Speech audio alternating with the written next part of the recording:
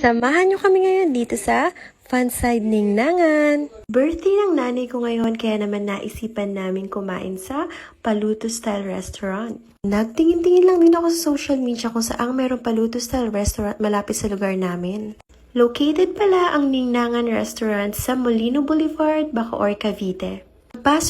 Pagpasok namin, na-overwhelmed kami kasi ang dami talagang nakalatag na pagkain. Ang maganda pa dito, may presyo na silang nilagay para hindi ka na magtanong-tanong. And I'm so happy to say na mura ang mga pagkain dito knowing na fresh mo silang makukuhang lahat.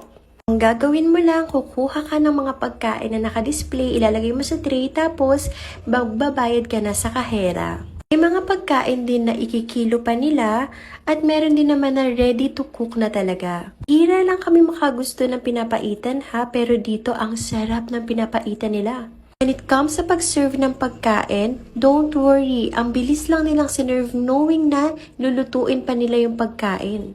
Inabot pala ng 6 na ulam, 6 na kanin at isang dessert ang orders namin and ang total bill lang is for only 2,000 pesos. For me, sobrang mura na nun compare sa ibang restaurants. Ito yung tipo ng restaurants na babalik-balikan ko. Kung meron pa kayong mga katanungan about the restaurants, just comment down below. Yun lang. Bye!